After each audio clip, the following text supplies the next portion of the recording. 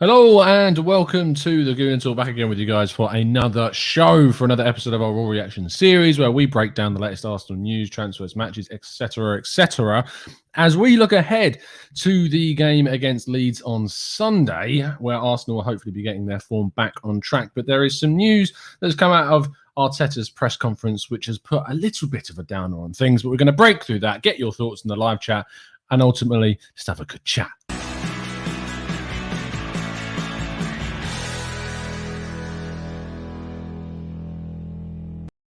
So, hello, welcome. I hope you're all well and doing good. This Saturday, I say Saturday, it's Friday. It's my only day off I have, and it's a Friday. You think I would know which of the day offs I have by now, and it is just a Friday.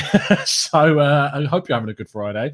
We're going to go through a lot of stuff. If you haven't already checked out yesterday's video I did with Dan from Same Old Arsenal, me and Dan are of very different mindsets regarding the manager, and I think it's quite healthy to have a discussion sometimes with people, of course, that don't particularly share the same view as you, and it's kind of a healthy discussion in that sense. So I'm glad that we had that chat. It was a really good discussion, and we heard each other's points. We agreed on some things and disagreed on some other things. So make sure you check it out. But we're here to talk about Arteta's press conference. We're going to get your thoughts on some of the things that he said. Man, that tea went down so quickly. Oh dearie me, I was very British, you have to say. So let's carry on with things and go through some of his comments, and we'll get your thoughts individually throughout the video. The biggest things are obviously on Thomas Partey and Kieran Tierney. There's some things on Balogun as well that I want to talk about, and we're going to get your thoughts. So let's read his statement. So on whether there is an update to the team news, let me just zoom in so we can see this easier for you guys. So not really. We will know more in the next 2 days on the injuries we have and how they are evolving, and whether they will be available for Sunday or the next game. Be patient, because it looks like a lot of players are breaking down. Wow, that is a hell of a statement. There has been a lot of games. You have to say, and you look at the teams across the league, there's plenty of teams that have suffered with injuries. Arsenal have unfortunately had suffered with some of their biggest players this season, which has been a real hit to how good we have been. On how long Partey will be out for, he says it's a difficult one. He felt something during the game against Aston Villa, and we didn't think it was too bad, but after the scan, it looked a little bit worse. He won't be available to play against Leeds, and we will see how it evolves in the next 2 days, but it is a muscular problem. Let's just read the last bit on Partey, and then we'll talk about that. He was devastated. We were all devastated because we knew the importance of Thomas, and we haven't had him since we signed him. We haven't had him for 3 games consecutively. I mean, if you ever wanted a damning kind of assessment of how little we have seen of Partey, the fact he's never played 3 games in a row for us is hilariously stupid. I think he has only played 90 minutes once since he has come back from injury, so it's a big blow for us. But he's adapting to the league. He has been very unlucky as well, and he is very frustrated because he is a very competitive guy who wants to feel important and be important for the team. And at the moment, the injuries are restricting a lot of game time for him.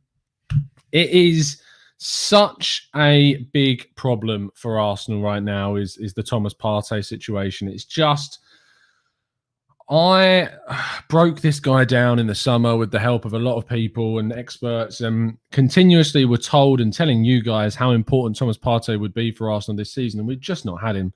We've just not been able to get the same amount from the team without him in there, and he clearly makes every single person around him better. And he's the type of player that Arsenal have needed to bring in for so long. He's just someone that is going to lift everyone else in the team. And when you don't have that element again, and you are without him, obviously you have to play someone else instead of him, but also the effects that you lose that kind of buoyancy that he brings is such a huge miss. And in a game against Leeds, where we need to be taking the ball off them in our own third, and they're progressing up the pitch into the final third without him, is going to be a real struggle. And there's going to be lots of questions surrounding who plays next to Granit Xhaka, because Granit Xhaka is obviously our best centre midfielder behind Partey. Like, he's miles off Partey's level, but he's better than Sabas, and he's better than El Neni, and we haven't got Maitland-Niles or Willock anymore to play there because they're out on loan. Yannick Max says, who partners Xhaka? Is it going to be El Neni or Sabas? I have a feeling it's going to be El Neni because of how intense Leeds are offensively. I have a feeling it will be El Neni. Is that who I'd prefer? I guess we'll talk a little bit more about that in the preview show tomorrow evening. But I really am stuck about this one because Ceballos, I'd rather pick Ceballos, but tactically my head's spinning because I feel like we would just leave Xhaka way too exposed if it was Ceballos next to him. But those two formed a decent partnership at the end of the last campaign. And Ceballos, coming back from his injury now, was on the bench against Villa, should have been brought on for Partey instead of Willian. We won't go over that too much anymore because we've kind of covered that to death. But it's a real big kind of issue at the moment, that is. And yeah, let's get some of your thoughts. Damaz says, why don't we play Callum Chambers as a defensive midfielder? He did a good job when he was on loan at Fulham. I think the issue I have with this is that he hasn't played that position since, of course, being on loan at Fulham. He's barely had any minutes in his natural position since coming back from injury.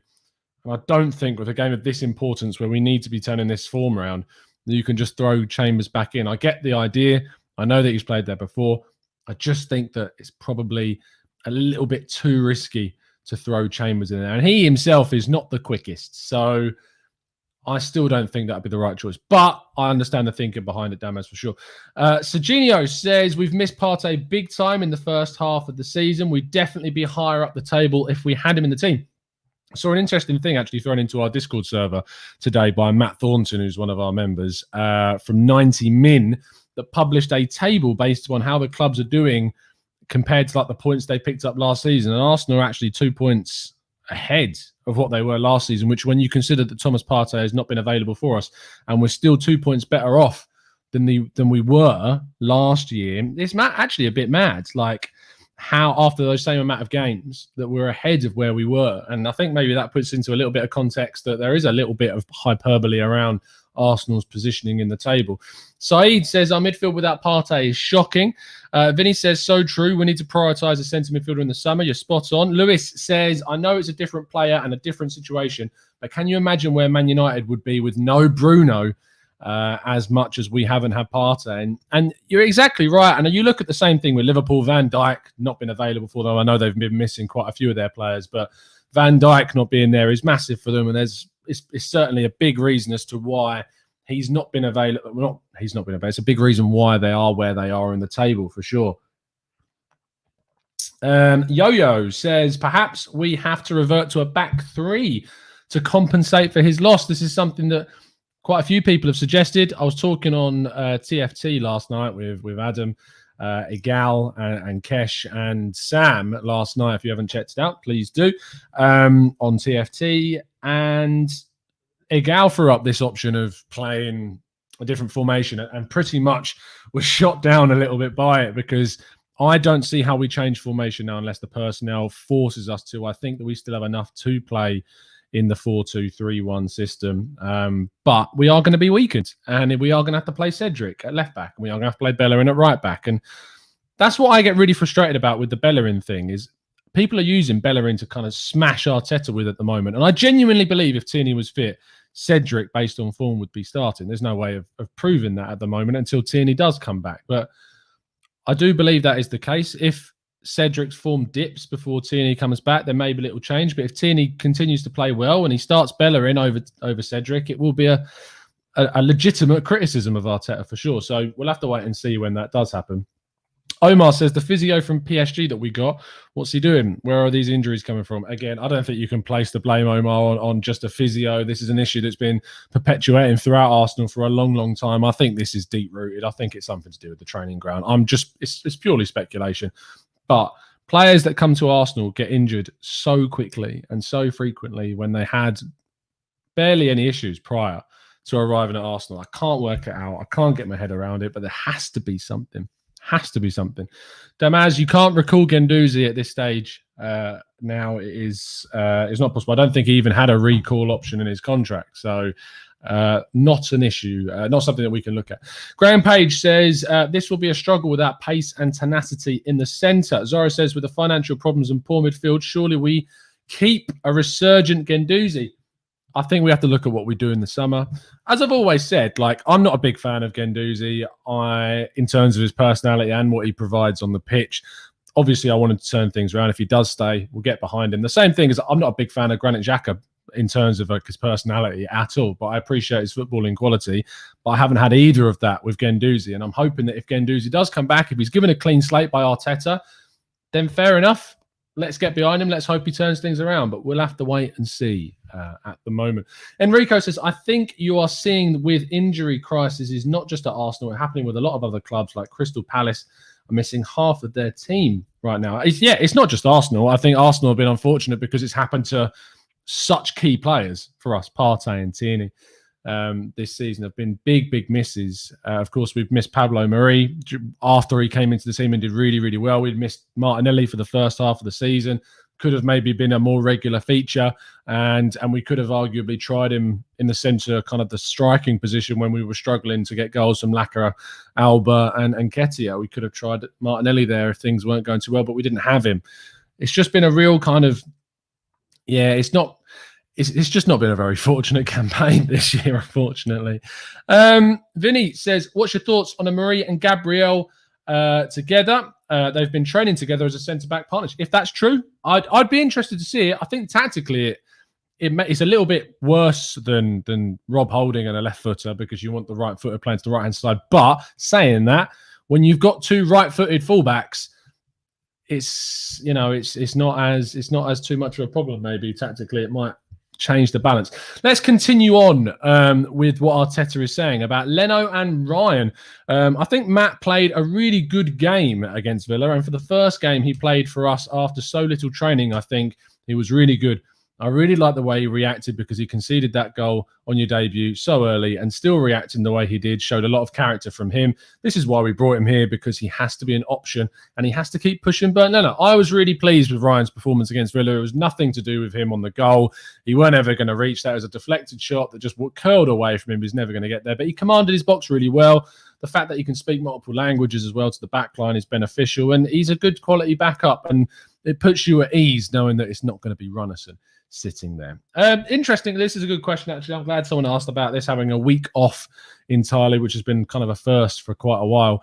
We couldn't work on some days because of the snow and the conditions on the pitch, but it was unusual for us to have a week to prepare.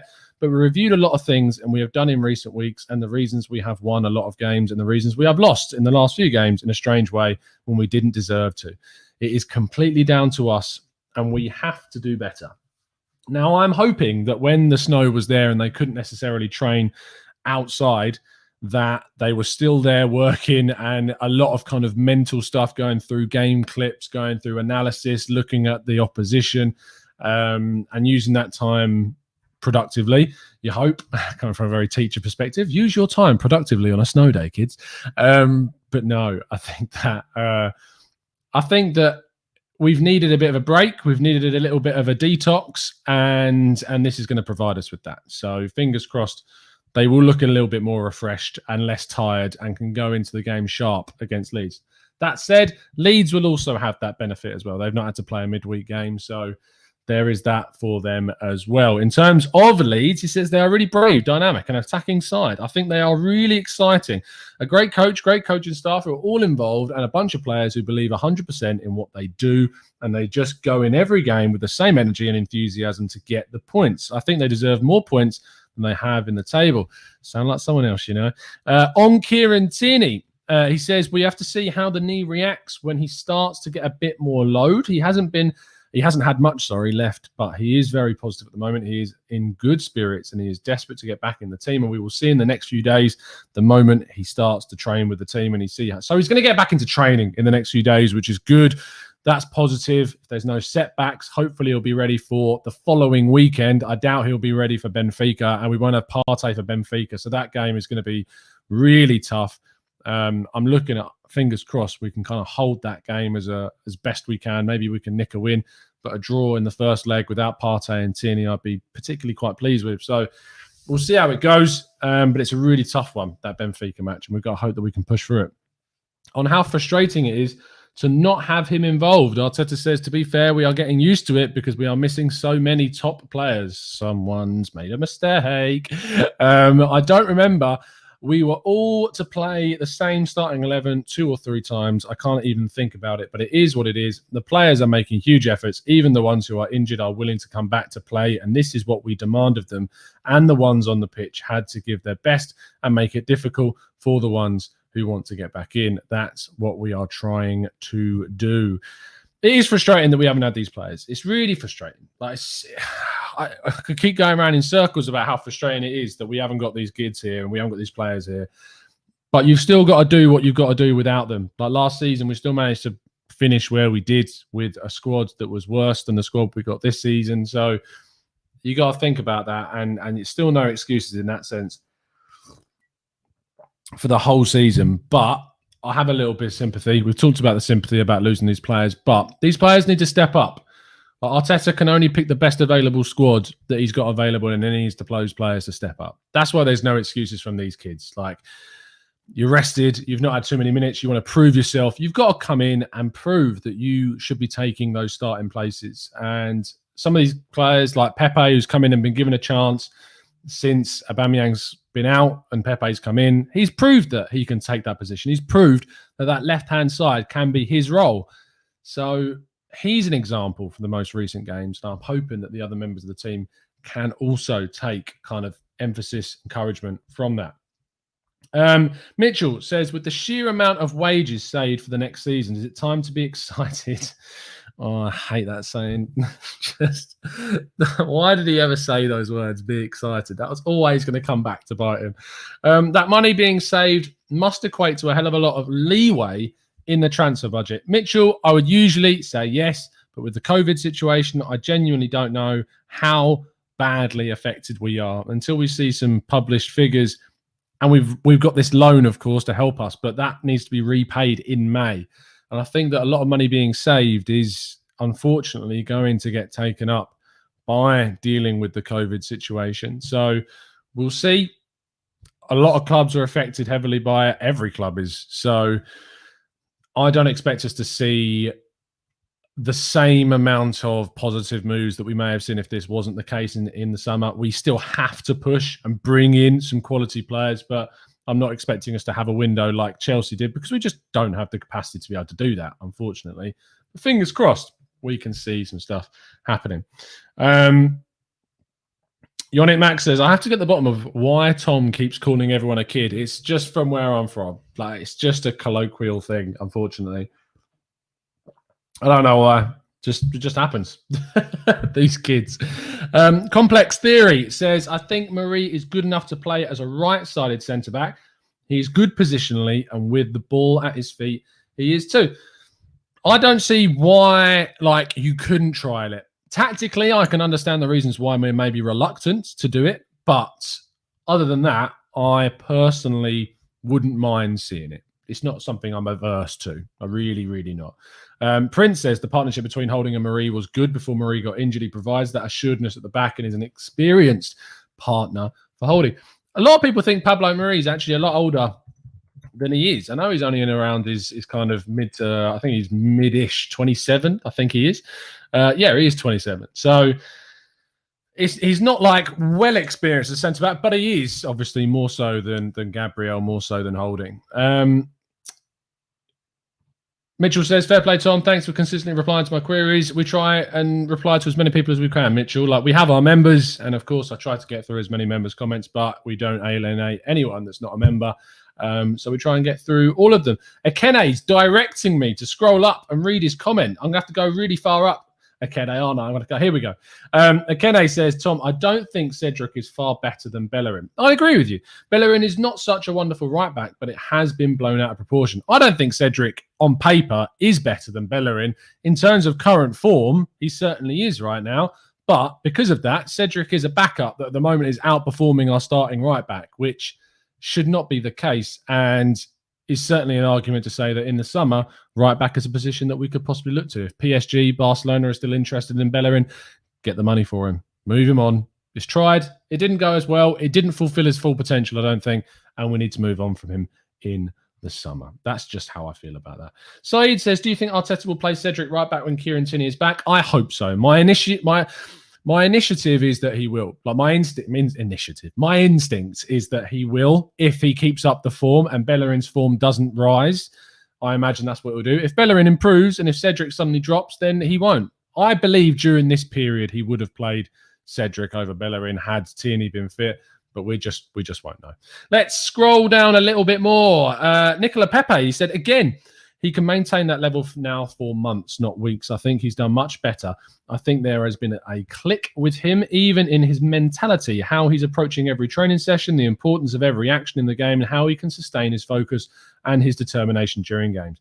I really like his attitude. What he's done in the last few weeks, I think he's been much better. He still has a lot of room to improve and grow, and he's willing to do that. So I'm expecting him to go to the next level very soon. Now, Pepe's form is important for Arteta at the end of the season because if Pepe can maintain what he's been able to do recently through until the rest of the season, it's a genuine argument to say that Arteta's impact on Pepe has been positive and that he's improving him as a player.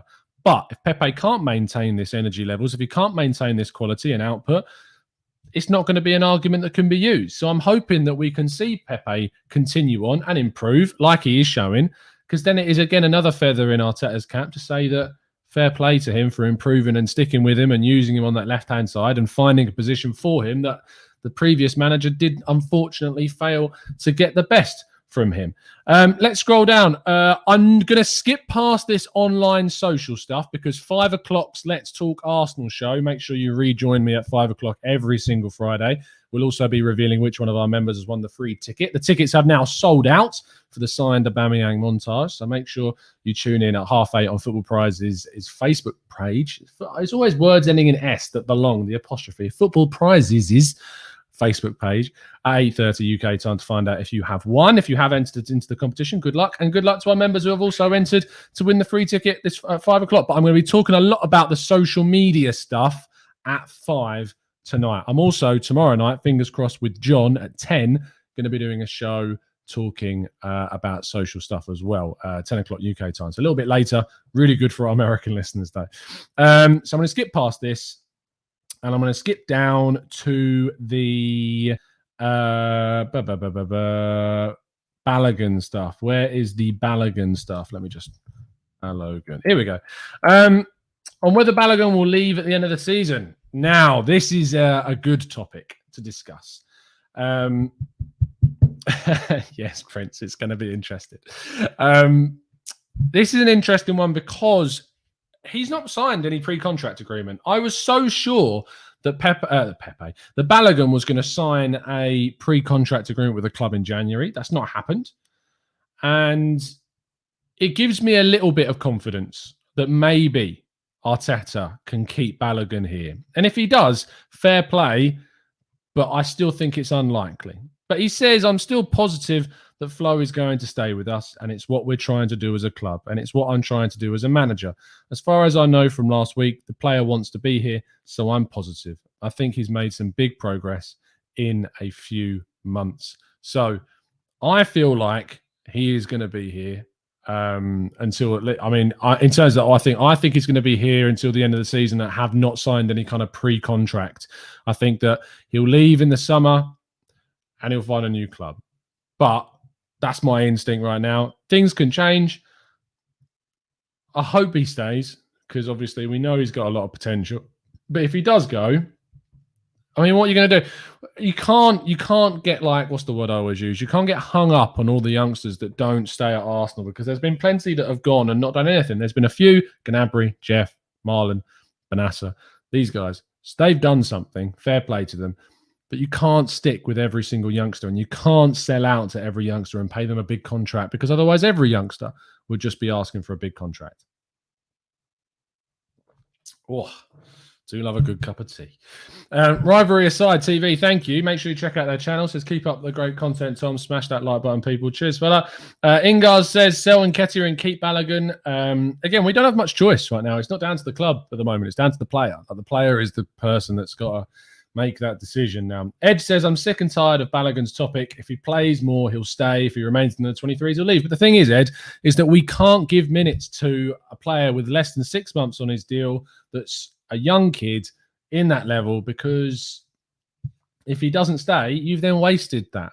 Like, you've wasted that, unfortunately. The only players that you see that I hope that we see, I should say, is the likes of David Luiz. Has only got 6 months left on his deal, but it's a very different situation. But yeah, it's just, I wouldn't be giving him minutes yet. I think he has to commit to the contract, then we'll give you some minutes. Simple as that. Mitchell says, Divock Origi, replacement for Liverpool. He is spoilt for choice. Think every club wants him. Alistair Brawns says, Bellerin, when attacking, doesn't offer any options around the box, even without the ball. I think he offers something. I don't think he offers a lot at the moment, but he's shown in the past that he has. Enrico says, speaking of Balogun, Tom, will you be watching the under-23 match against United? Apparently Rekic might come in and play. I'm going to try and catch a bit of it, but I am a little busy this evening, or whenever it is. When is the actual game? Arsenal's under-23 fixtures. It just come up with the most random website then. It's not showing me. You'll be able to tell me in the chat, I'm sure. Ingar says, Nketiah has played in 14 Premier League games this season and only has a goal and an assist. It's not good enough. I agree. I think we should move him on in the summer. Let's see, is there anything more for the press conference, or is that it? I think that is it. Okay, so that rounds off all of the comments I'm going to talk about now. And we're obviously going to talk a little bit more about the social media side of things in 5 o'clock show. We're going to be very frank and honest about a lot of things at 5 o'clock and what things need to change. And yeah, we'll see how that one goes. But we'll talk about that at 5. So make sure you tune back in at 5 o'clock for the Let's Talk Arsenal show. John says, where do you find these games for the under-23s? We don't actually stream them typically. You actually usually have to go on to other teams' websites to find them. I can watch them back through Wyscout, and I used Wyscout a lot to watch stuff back after it's happened because they're usually pretty quick at getting out the content. But yeah, so I think you'll have to find it on Man United's page maybe, or some other way. I won't suggest how, but some other way. You'll have to find the game for sure. But I usually watch the things back on Wyscout usually. Thanks, Unfair Red. Much appreciate your comment, mate. It's 7 o'clock tonight, people are saying in the chat. So there you go. Christopher says Saka stayed, signed and fought for his place. If Balogun really loves the club, he will stay. He is a fellow Nigerian as well. Was he born in the US, Balogun? Let me check that. I feel like he was born in New York for some reason. Let me have a look. Just want to make sure I got that right. He was born in New York. So there you go. And he's played for England's youth team. So there you go. His parents were both born in Nigeria, but he was born in the United States and has played for England's youth side. So I imagine he can represent Nigeria, the US, or England. And obviously he'll choose his own nationality. So fair, yeah. I'd choose America, mate. I'm really kind of following the American and North American sports, soccer, obviously, and looking at Canada and the United States and seeing how they're getting on. And obviously, I've done a few interviews with some players out in the MLS recently on 101. So I'm really following that side of things. So yeah, pick United States, Balogun. I want to see you playing up front for the US. That'd be great.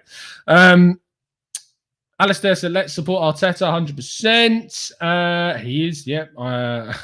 All comments about Balogun's background now. So that's probably going to where we finish things off. We've been going for nearly half an hour, and I want to keep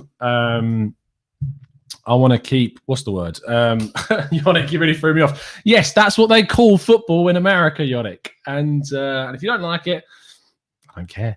We're going to finish off there, and I will see you again at 5 p.m. UK time for Let's Talk Arsenal, where we're going to be going into the social media abuse that a lot of footballers have had to talk about and react to. We're going to go back through Arteta's comments as well. We're going to get your thoughts in the chat. We're going to be talking about Arsenal online social media and how kind of the build-up of negativity and abuse has affected a lot of players and coaches and each other. And should we be actually responding to these people? We're going to talk all about that and a bit more at 5 o'clock. So make sure you tune in. Members, you'll be able to find out which one of our members, of course, has won the coveted free ticket into tonight's signed Aubameyang montage on Football Prizes. So make sure you check that one out. I'll see you again very, very soon. And as always, up the Arsenal.